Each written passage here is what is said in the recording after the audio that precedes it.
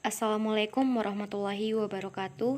Saya Tariza Fitri dengan NIM 2038033 akan menjelaskan materi tentang alam pikiran manusia, perkembangan alam pikiran, dan sejarah pengetahuan manusia. 1. 3 tahap sejarah perkembangan manusia menurut Auguste Comte. Yang pertama, tahap teologis, merupakan periode paling lama dalam sejarah manusia. Dan dalam periode ini dibagi lagi ke dalam 3 subperiode, yaitu fetisisme, yaitu bentuk pikiran yang dominan dalam masyarakat primitif, meliputi kepercayaan bahwa semua benda memiliki kelengkapan kekuatan hidupnya sendiri. Yang kedua, tahap metafisik, merupakan tahap transisi antara tahap teologis ke tahap positif. Tahap ini ditandai oleh satu kepercayaan akan hukum-hukum alam yang asasi yang dapat ditemukan dalam akal budi. Yang ketiga, tahap positif, ditandai oleh kepercayaan akan data empiris sebagai sumber pengetahuan terakhir. Tetapi sekali lagi pengetahuan itu sifatnya sementara dan tidak mutlak. Di sini menunjukkan bahwa semangat positivisme yang selalu terbuka secara terus-menerus terhadap data baru yang terus mengalami pembaharuan dan menunjukkan dinamika yang tinggi. 2. Perkembangan fisik pada manusia. Perkembangan fisik pada manusia merupakan suatu studi ilmiah tentang pola-pola perubahan manusia di sepanjang rentang kehidupan manusia. Perkembangan secara sistematis lebih banyak mempengaruhi pertumbuhan, walaupun terdapat penurunan di dalam perkembangan tersebut. Santrok 2009. Perkembangan manusia bersifat sistematis, yang berarti perkembangan manusia bersifat berkelanjutan dan teratur. Papalia DKK 2009. Perkembangan manusia juga bersifat adaptif, yang artinya perkembangan manusia terjadi karena untuk menghadapi kejadian-kejadian dalam kehidupan. Tujuan dari mempelajari perkembangan manusia yaitu untuk memberikan gambaran dari perkembangan manusia. Penjelasan yaitu memberikan penjelasan dari perkembangan manusia.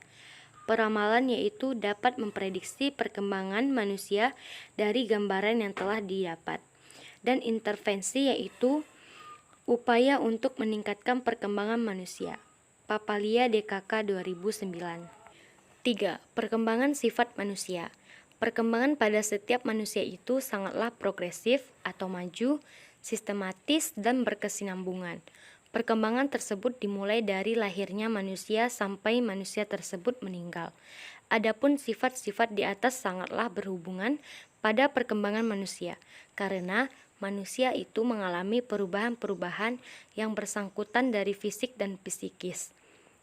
Sistematis adalah perubahan dalam perkembangan itu bersifat saling ketergantungan atau saling mempengaruhi antara organ suatu pada organisme atau fisik psikis yang lain dan merupakan satu kesatuan. Progresif adalah perubahan dalam perkembangan yang bersifat maju, meningkat dan mendalam secara kuantitatif atau fisik maupun kualitatif atau psikis. Berkesinambungan adalah perubahan pada fungsi organisme berlangsung dan beraturan. 4. Perkembangan pola pikir manusia. Perkembangan pola pikir manusia ini dari zaman ke zaman terus berubah bahkan bertambah, karena dipengaruhi oleh salah satu faktornya adalah rasa ingin tahu. Ilmu pengetahuan alam bermula dari rasa ingin tahu yang merupakan suatu ciri khas manusia. Manusia mempunyai rasa ingin tahu tentang benda-benda di alam sekitarnya, bulan, bintang, dan matahari. Bahkan ingin tahu tentang dirinya sendiri atau antroposentris. Manusia sebagai makhluk mempunyai ciri-ciri, memiliki organ tubuh yang kompleks dan sangat khusus terutama otaknya. Mengadakan pertukaran zat, yakni adanya zat yang masuk dan keluar. Memberikan tanggapan terhadap rangsangan dari dalam dan dari luar, memiliki potensi berkembang biak, tumbuh dan bergerak, berinteraksi dengan lingkungannya. 5. Proses perkembangan pola pikir manusia. Sejak lahirnya di muka bumi ini, manusia bersentuhan dengan alam. Persentuhan dengan alam menimbulkan pengalaman. Allah memberikan rangsangan kepada manusia melalui panca indera. Jadi, panca indera merupakan alat komunikasi antara alam dengan manusia yang membuahkan pengalaman. Pengalaman itu saat demi saat bertambah, karena manusia ingin mendapatkan jawaban atas pertanyaan yang hakiki. Apa, bagaimana, dan mengapa, baik atas kehadirannya di dunia ini maupun atas segala benda yang telah mengadakan kontak dengan dirinya. 6. Tahapan pemikiran manusia. Bagaimana sesungguhnya proses berpikir pada manusia? Jika kita telaah lebih lanjut, akan kita dapati bahwa untuk dapat berpikir membutuhkan beberapa komponen, di antaranya fakta. Manusia membutuhkan fakta yang akan dijadikan objek berpikirnya. Kemudian indera, untuk dapat menyerap fakta-fakta yang akan dipikirkan, seperti mata untuk dapat melihat, meraba, pendengaran, dan indera yang lainnya.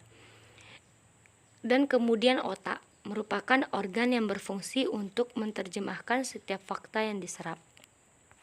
Baiklah, itulah penjelasan dari materi pertama, dan saya akan melanjutkan menjelaskan materi kedua yang berjudul terbentuknya alam semesta. Baiklah, saya akan menjelaskan materi tentang terbentuknya alam semesta. Teori terbentuknya alam semesta. Yang pertama, teori steady state.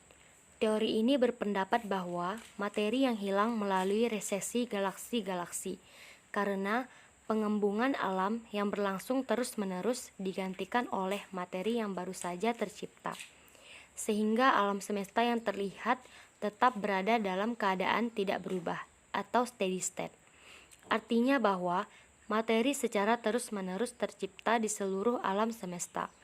Teori ini sama sekali tidak menyebut peristiwa awal yang bersifat khusus pada waktu atau ruang. Tidak ada awal maupun akhir karena materi diperbarui secara terus-menerus di suatu tempat sementara di tempat lain dihancurkan.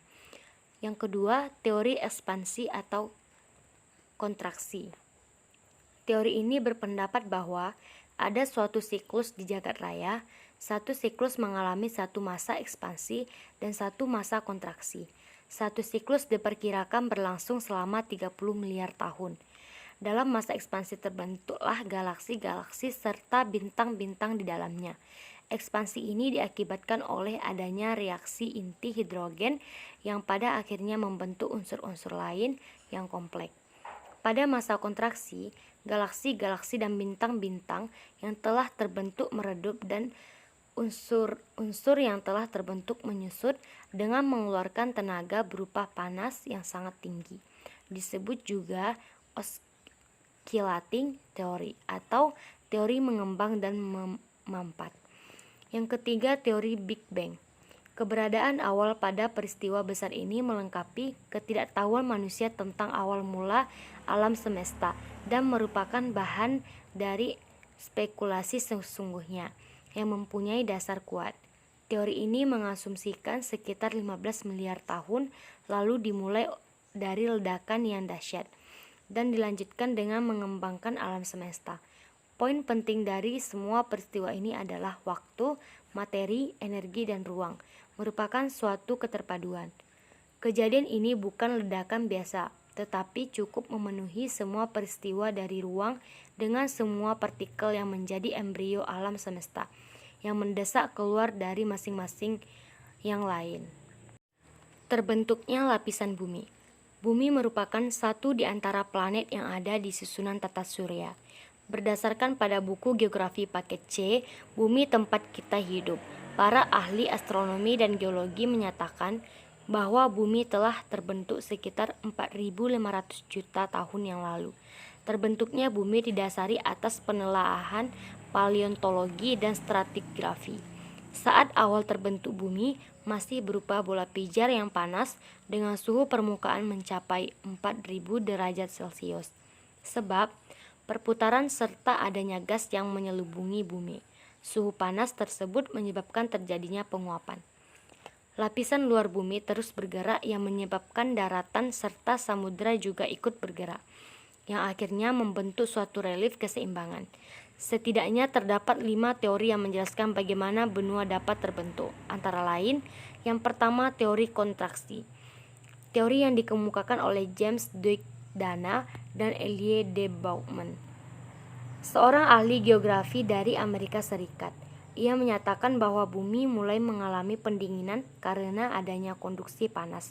Hal ini menyebabkan adanya proses pengerutan pada permukaan bumi. Yang kedua, teori penggeseran benua. Teori ini dipelopori oleh Alfred Lothar Wegener. Ia menyatakan bahwa benua pada mulanya hanya ada satu, yaitu Pangea. Pengaruh dari rotasi bumi akhirnya menyebabkan Pangea terpecah-pecah menjadi beberapa benua yang sekarang ada, yaitu Asia, Eropa, Amerika, Afrika, serta Australia. Yang ketiga, teori pemekaran samudera. Teori yang dikemukakan oleh Harry Hammond Hess. Ini didasari dari hasil pemotretan satelit di dasar laut serta ekspedisi Salem Samudra. Melalui teori ini, Hess menyimpulkan bahwa dasar samudra mengalami pemekaran yang berpusat pada igir-igir samudra. Lapisan bumi. Geosfer adalah lapisan yang terdapat pada permukaan bumi dan di bawah permukaan bumi yang berpengaruh bagi kehidupan. Geosfer ini terdiri dari yang pertama, hidrosfer. Hidrosfer adalah lapisan bumi berupa air yang ada di permukaan bumi maupun air tanah. Pada lapisan hidrosfer terjadi daun air, di mana air berubah dari air permukaan, uap air, hujan, dan air tanam dalam siklus yang berkaitan. Contoh hidrosfer antara lain laut, sungai, danau, dan rawa. Yang kedua, litosfer. Litosfer adalah lapisan penyusun berupa batuan di bumi, seperti kerak bumi. Pada litosfer terjadi fenomena batuan seperti terbentuknya pegunungan yang diakibatkan oleh tektonisme dan vulkanisme. Contoh dari litosfer antara lain pegunungan, bukit, lembah, dan ngarai. Yang ketiga, atmosfer. Lapisan udara yang ada di bumi. Lapisan ini juga beserta fenomena di dalamnya seperti iklim dan cuaca. Contoh dari atmosfer antara lain gas di udara, nitrogen, oksigen, dan karbon dioksida di sekitar kita. Yang keempat, pedosfer. Pedosfer adalah lapisan paling atas dari permukaan bumi, tempat berlangsungnya proses pembentukan tanah. Secara sederhana, pedosfer diartikan sebagai lapisan tanah yang menempati bagian paling atas dari litosfer. Asal mula kehidupan. Aristoteles, seorang filsuf asal Yunani kuno, mengajukan sebuah teori mengenai asal-usul kehidupan yang disebut abiogenesis. Teori ini dicetuskan pada tahun 384 sampai 322 sebelum Masehi. Aristoteles yakin bahwa makhluk hidup itu ada karena benda mati dan semuanya muncul secara spontan, sehingga muncul sebutan generatio spontanea. Penulis berpendapat bahwa tidak seluruhnya makhluk hidup yang ada ini berasal dari makhluk hidup sebelumnya, melalui proses evolusi yang panjang.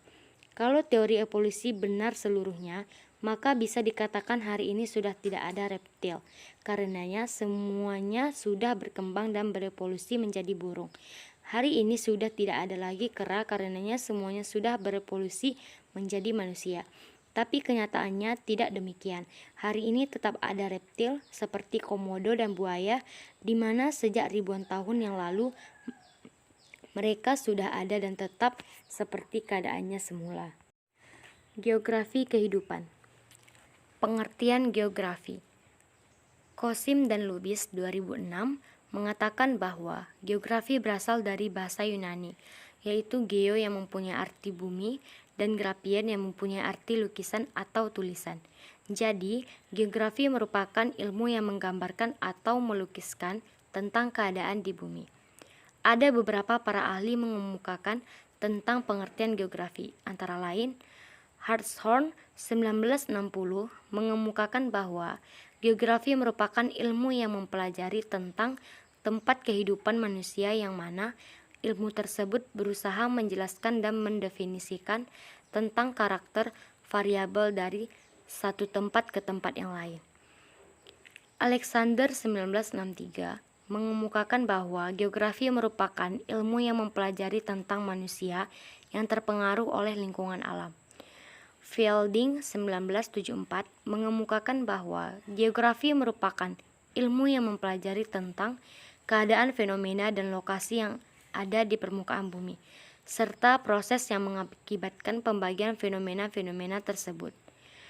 Kemudian Bintaro 1979 mengemukakan bahwa geografi merupakan ilmu yang melukiskan, menjelaskan sifat-sifat yang ada di bumi, mengkaji gejala alam di bumi, serta mempelajari tentang ruang dan waktu.